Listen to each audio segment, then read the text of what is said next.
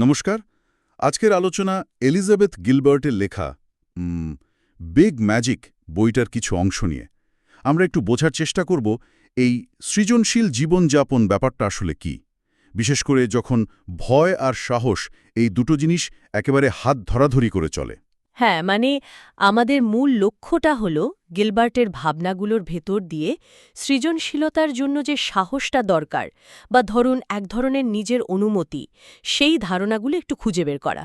আর এটাও দেখা যে ভয়কে সাথে নিয়েও কি করে কৌতূহলটাকে সামনে রাখা যায়, তাই তো? একদম। গিলবার্ট তো শুরুতেই বলছেন সৃজনশীল জীবন মানে কিন্তু ভয় একদম থাকবে না তা নয়, বরং এমন একটা জীবন যেখানে কৌতূহলটা ভয়ের চেয়ে বেশি শক্তিশালী হয়ে ওঠে।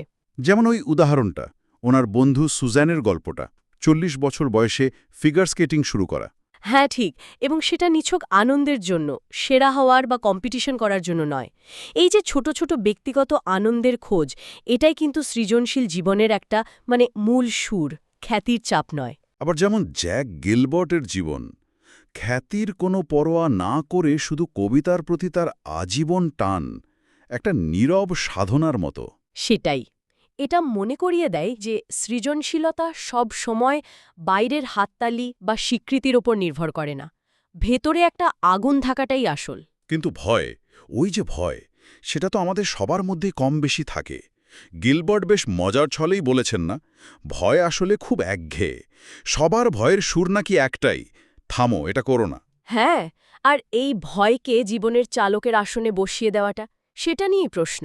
ভয় থাকবেই, থাকবে, জীবনের অংশ ওটা। তাহলে সাহসটা কোথায়? সাহসটা হলো গিলবার্টের মতে ভয় থাকা সত্ত্বেও কৌতূহলটাকে বেছে নেওয়া। ভয়কে অস্বীকার করা নয়, বরং ভয়কে পাশে বসিয়ে সহযাত্রী করে এগিয়ে যাওয়া, চালক নয়, সহযাত্রী। আচ্ছা, এরপর যে ব্যাপারটা আসে সেটা হলো অনুমতি। মানে সৃজনশীল কিছু করতে গেলে কি আমাদের সত্যিই বাইরের কারো অনুমতির দরকার আছে? গিলবার্টের বাবা মায়ের উদাহরণটা আমার খুব মনে ধরে। সমাজের কে কি ভাবল তার তোয়াক্কা না করে নিজেদের খামারে ছাগল পোষা বা ধরুন মৌমাছি পালন। হ্যাঁ, ওই স্বাধীনতাটা। ঠিক। গিলবার্ট এখানে একটা ইন্টারেস্টিং শব্দ ব্যবহার করেছেন, এন্টাইটেলমেন্ট, মানে অধিকারবোধ। তবে এটা সামাজিক স্ট্যাটাসের ব্যাপার নয়। তাহলে কিসের অধিকার বোধ? নিজের সৃজনশীলতাকে গুরুত্ব দেওয়ার অধিকার, সেটা প্রকাশ করার অধিকার। সেটা হতে পারে কবিতা লেখা বা বাগান করা বা নতুন কিছু শেখা। আমি একজন লেখক বা আমি একজন শিল্পী, এই ঘোষণাটা নিজের কাছেই জরুরি। একদম বাইরের লোকের চেয়েও নিজের ভেতরের সত্তার জন্য বেশি জরুরি। এটা নিজেকে দেওয়া একরকম পারমিশন বলতে পারেন। কিন্তু অনেকেরই তো মনে হয়, আমার তো ওইরকম কোনো তীব্র প্যাশন নেই, মানে একটা নির্দিষ্ট জিনিস নিয়ে পাগল হওয়ার মতো কিছু নেই। সেক্ষেত্রে শুধু কৌতূহল দিয়ে চলবে? গিলবার্টের মতে ওই বিশাল প্যাশনের জন্য হাঁপিত্থেস করার চেয়ে ছোট ছোট কৌতূহলকে পাত্তা দেওয়াটা অনেক বেশি কাজের আর বাস্তবসম্মতও। যেমন ওনার নিজের বাগান করার শখ থেকে। হ্যাঁ, ওই সাধারণ একটা ইচ্ছে থেকেই তো ধীরে ধীরে জন্ম নিল দ্য সিগনেচার অফ অল থিংসের মতো একটা বিশাল উপন্যাসের আইডিয়া। কৌতূহল হয়তো খুব আস্তে আস্তে পথ দেখায়, কিন্তু কোথায় নিয়ে যাবে কেউ বলতে পারে না। কিন্তু শুধু কৌতূহল থাকলেই তো কাজটা শেষ হয় না।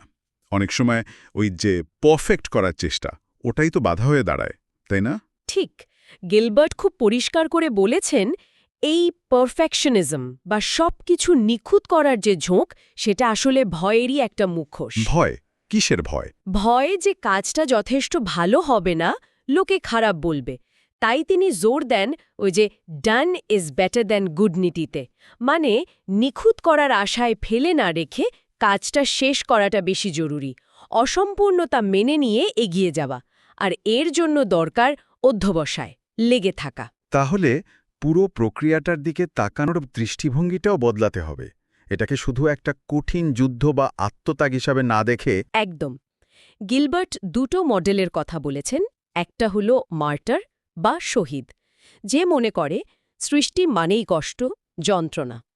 আরেকটা হলো ট্রিকস্টার বা কৌশলী সত্তা। ট্রিকস্টার? সে আবার কেমন? ট্রিকস্টার হলো সে যে পুরো ব্যাপারটাকে একটা খেলা হিসেবে দেখে, হালকা চালে কাজ করে, ব্যর্থ হলে ভেঙে না পড়ে আবার নতুন করে শুরু করে। অনেকটা মজা করে। যেমন ওই লবস্টার কস্টিউম পরে পার্টিতে যাওয়ার গল্পটা, নিজের কাজকে অত সিরিয়াসলি না নিয়ে একটু মজা করে দেখানোর সাহস। হ্যাঁ, ওটা একটা দারুণ রূপক। আইডিয়াগুলো যেন জীবন্ত সত্তার মতো। কখনো আপনার কাছে আসে, আবার হয়তো ঠিকঠাক যত্ন না পেলে অন্যের কাছে চলে যায়। যেমন অ্যান প্যাচেটের গল্পটা। তার মানে এই ট্রিক্সটার সত্তা আসলে প্রক্রিয়াটাকে বিশ্বাস করে, আইডিয়া বা অনুপ্রেরণা যে নিজের নিয়মে আসে যায় সেটা মেনে নেয়। ঠিক, তাই সে কষ্ট বা আত্মত্যাগের গল্প না ফেদে সৃষ্টির আনন্দটাকেই বড় করে দেখে। একটু যেন কৌতুক মেশানো থাকে তার কাজে। নিজেকে সেই অধিকার দেওয়া। হ্যাঁ, আর বিশাল প্যাশনের পেছনে না ছুটে ছোট ছোট কৌতূহলকে গুরুত্ব দেওয়া। নিখুঁত হওয়ার চাপ সরিয়ে কাজটা শেষ করার ওপর জোর দেওয়া, মানে অধ্যবসায় রাখা। এবং পুরো ব্যাপারটাকে একটা খেলার মতো দেখা, বিশ্বাস করা, ট্রিক্সটের মতো। সারমর্ম এটাই। আর শেষে জ্যাক গিলবার্টের ওই প্রশ্নটা মনে রাখা দরকার, তাই না? আমাদের প্রত্যেকের ভেতরেই তো কিছু না কিছু গুপ্তধন লুকানো আছে। হ্যাঁ, প্রশ্নটা হলো, সেই গুপ্তধনের প্রকাশ ঘটানোর জন্য আমরা শেষ পর্যন্ত হ্যাঁ বলতে প্রস্তুত কিনা। এই হ্যাঁ বলার সাহস দেখানো, হয়তো এটাই আসল বিগ ম্যাজিক।